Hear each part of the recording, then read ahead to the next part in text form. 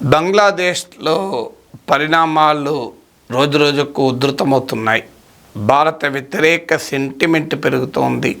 హిందువులపైన దాడులు పెరుగుతున్నాయి.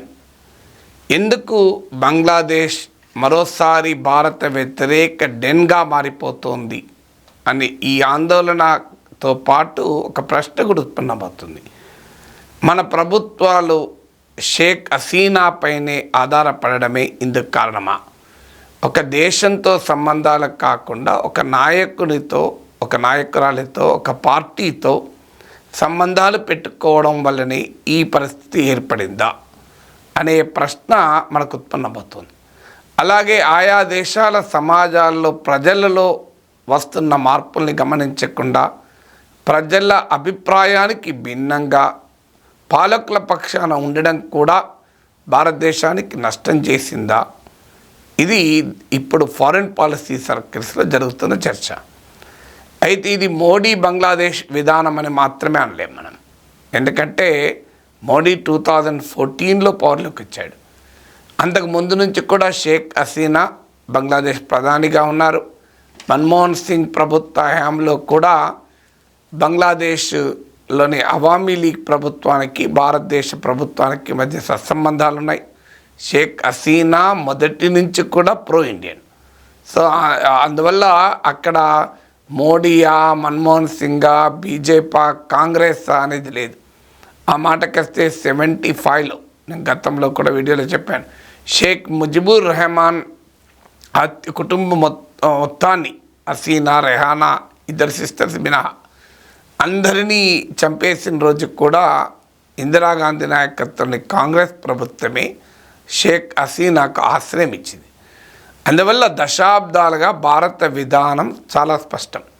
మనం షేక్ హసీనా నాయకత్వంలోని అవామీ లీగ్కు మద్దతుగా ఉన్నాం. అవామీ లీగ్ను వ్యతిరేకించే బంగ్లా నేషనలిస్ట్ పార్టీ, బిఎన్పి, జాతీయ పార్టీ ఎర్షాద్ నాయకత్వంలోని, అలాగే జమాత్ ఇస్లామీ బంగ్లాదేశ్లో మొదటి నుంచి కూడా భారత్ పట్ల వ్యతిరేకత ఉన్నాయి. ఇది ఒక్క బంగ్లాదేశ్లోనే కాదు. ఇప్పుడు మనము మాల్దీవ్స్లో కూడా అంతకుముందున్న అధ్యక్షుడు ఇబ్రహీం సోలి భారతదేశానికి చాలా సన్నిహితుడు. ఆయన పెద్ద ఎత్తున ప్రజా వ్యతిరేకతను ఎదుర్కొని ఓడిపోయాడు. మహమ్మద్ మొయిజు అధికారంలోకి వచ్చాడు.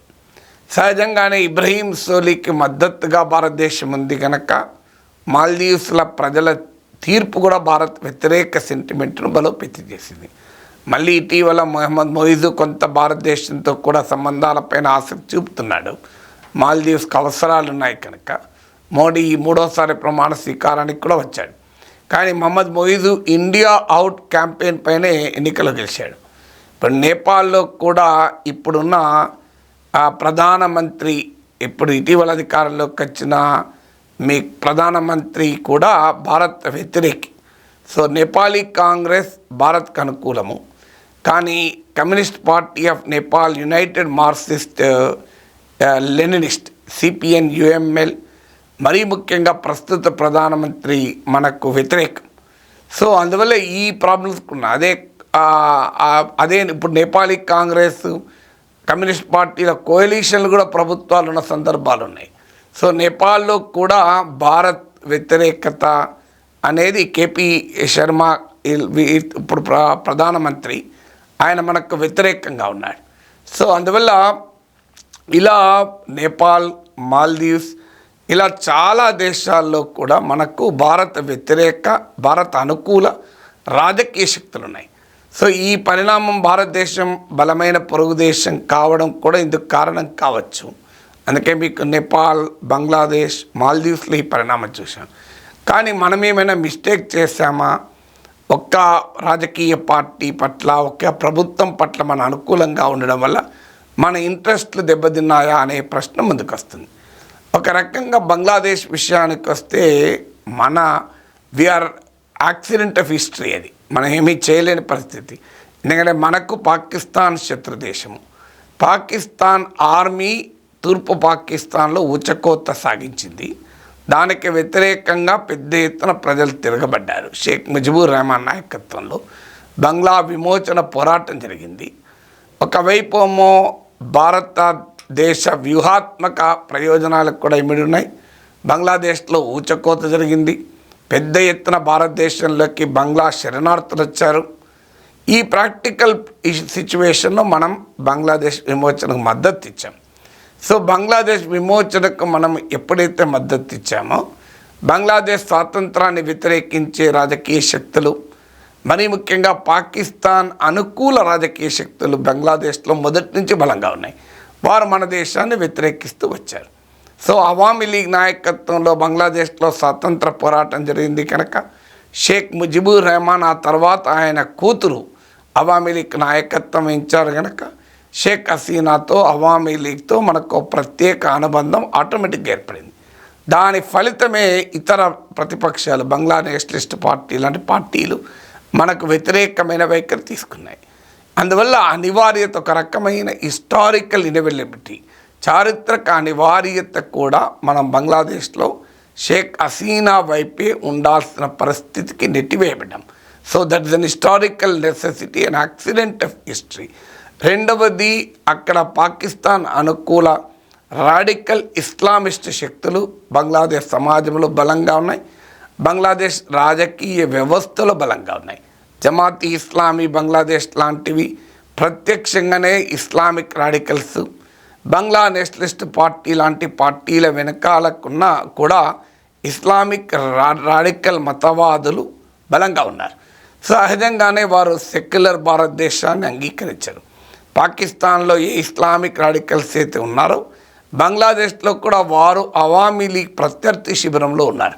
సో అనివార్యంగా వాళ్ళను భారత్కు వ్యతిరేకం కనుక వారిని వ్యతిరేకించే పార్టీకి మనం మద్దతు ఇవ్వాల్సి వచ్చింది. అందుకే మీరు గమనించండి, హసీనా ప్రైమ్ మినిస్టర్ ఉన్నప్పుడల్లా ఈ రాడికల్ ఇస్లామిస్ట్ శక్తులను అణచివేశారు.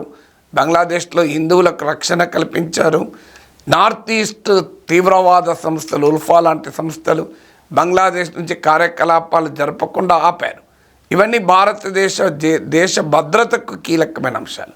అందువల్ల ఇక్కడ సెక్యూరిటీ కన్సర్న్స్ రీత్యా కూడా భారతదేశం అవామీ లీగ్ మద్దతు ఇవ్వాల్సి వచ్చింది. రాడికల్ ఇస్లామిస్ట్ శక్తులను ఎదుర్కోవటానికి కూడా మన అవామీ లీగ్ మద్దతు ఇవ్వక తప్పనిసరి పరిస్థితి వచ్చింది. ఇక మూడవది చైనా ఫ్యాక్టర్. సో చైనా ఇప్పటికే మన నైబర్హుడ్లో శ్రీలంక, నేపాల్, మాల్దీవ్స్ లాంటి, పాకిస్తాన్ లాంటి దేశాలతో చాలా క్లోజ్ నెక్సెస్ ఉంది. బంగ్లాదేశ్తో కూడా క్లోజ్ నెక్సెస్కు నిరంతరం చైనా ప్రయత్నిస్తూనే ఉంది. సో అందువల్ల చైనా ఇన్ఫ్లుయెన్స్, మనం గనక అవామీ లీగ్, షేక్ హసీనా నాయకత్వంలో అవామీ లీగ్ను సమర్థించి ఉండకపోతే ఆటోమేటిక్గా అవామీ లీగ్ ప్రభుత్వం తన ఆత్మరక్షణ కొరకు చైనా వైపు చూసేది. ఈవెన్ ఇటీవలకు కూడా చైనా పర్యటించారు కూడా షేక్ హసీనా.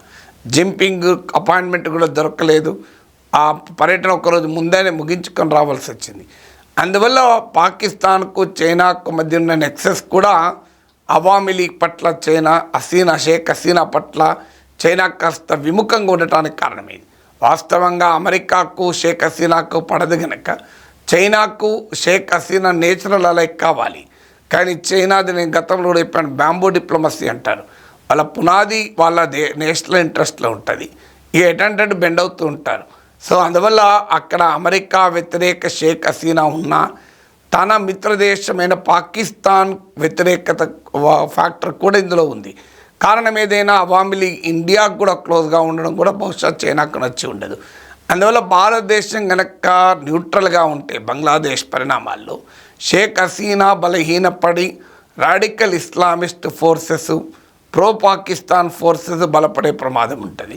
దాంతోపాటు చైనా వైపుగా ఆమె తిరిగే అవకాశం ఉంటుంది. అందువల్ల ఈ కారణాల రీత్యా ఇప్పుడు నరేంద్ర మోడీ ప్రభుత్వమైన, అంతకుముందు మన్మోహన్ సింగ్ కాంగ్రెస్ ప్రభుత్వాలైన అవామీ లీగ్కు, షేక్ హసీనాకు మద్దతు ఇవ్వాల్సిన అవసరం ఏర్పడింది.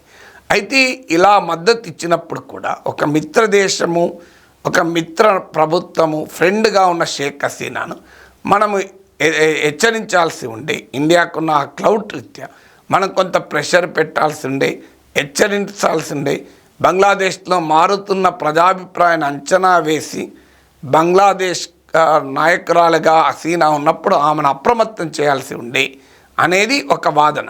మరి అది మనం చేశామా లేదా తెలియదు. కానీ విదేశాంగ మంత్రి జయశంకర్ పార్లమెంట్కి ఇచ్చిన రెస్పాన్స్లో మాత్రం ఎప్పటికప్పుడు మేము బంగ్లాదేశ్ ప్రభుత్వాన్ని అప్రమత్తం చేస్తూనే ఉన్నాం. అథారిటేరియన్ నిరంకుశ పద్ధతులు సరైనవి కావు అని, అలాగే హింసకు పాల్పడకూడదని ఇతర రాజకీయ శక్తులకు కూడా మాతో టచ్ ఉన్నవారు చెప్తూ వచ్చామన్నారు. అందువల్ల జయశంకర్ పార్లమెంట్లో చేసిన ప్రసంగం ప్రకారం అయితే షేక్ హసీనాను మనం అలర్ట్ చేసినట్లే కనబడుతుంది. మరి భారతదేశం అలర్ట్ చేసినా హసీనా వినలేదా? ఆమె గత 15 ఏళ్ళుగా ఎన్నికల్ని ఫార్స్గా మార్చింది, మీడియా స్వేచ్ఛను హరించింది, ప్రతిపక్షాలపైన తీవ్ర నిర్బంధం పెట్టింది, విమర్శలకు ఆస్కారం ఇవ్వలేదు, పౌర సమాజాన్ని అణిచివేసింది. ఈ 15 ఏళ్ళుగా ఈ రకమైన పాలన సాగిస్తున్నంత కాలం భారతదేశం ఒక ఫ్రెండ్గా అడ్వైజ్ ఇవ్వడమే కాదు, అవసరం వస్తే ప్రెషర్ టాక్టిక్స్ని పెట్టైనా బంగ్లాదేశ్లో డెమోక్రసీ కొరకు, సివిల్ రైట్స్ కొరకు, ప్రజా హక్కుల కొరకు భారతదేశం నిలబడి ఉంటే ఇవాళ యాంటీ ఇండియా సెంటిమెంట్ ఈ స్థాయిలో బంగ్లాదేశ్లో ఉండేది కాదని ఒక వాదన. కానీ బహుశా భారతదేశం రాడికల్ ఇస్లామిస్ట్ శక్తులు పెరుగుతారన్న అనుమానము, చైనా ఇన్ఫ్లుయెన్స్ పెరుగుతుందన్న అనుమానం, అమెరికా ఇక్కడ స్థావరం పెట్టుకుని కూర్చుంటుందన్న అనుమానం, ఇలాంటి ఫ్యాక్టర్స్ వల్ల షేక్ హసీనాను డిస్టర్బ్ చేయడానికి కానీ ఆమెను డిసప్పాయింట్ చేయడానికి కానీ బహుశా మనము ఆసక్తి చూపు ఉండకపోవచ్చు. బట్ కారణాలు ఏదైనా ఒక దేశంలో పరిణామాలని మరో దేశం నిర్ణయించలేదు. అందువల్ల ఒక రకంగా ఇండియా బంగ్లాదేశ్ పాలసీ ఫెయిల్ అయిందని చెప్పలేము. ఒక రకమైన we're caught in that policy. మనకి ఇంకో మార్గం లేదు. చరిత్ర, హిస్టరీ, జాగ్రఫీ, మన నేషనల్ ఇంట్రెస్ట్లు అనివార్యంగా ఆ వైఖరి తీసుకోవాల్సిన పరిస్థితికి నెట్టివేయబడ్డాం.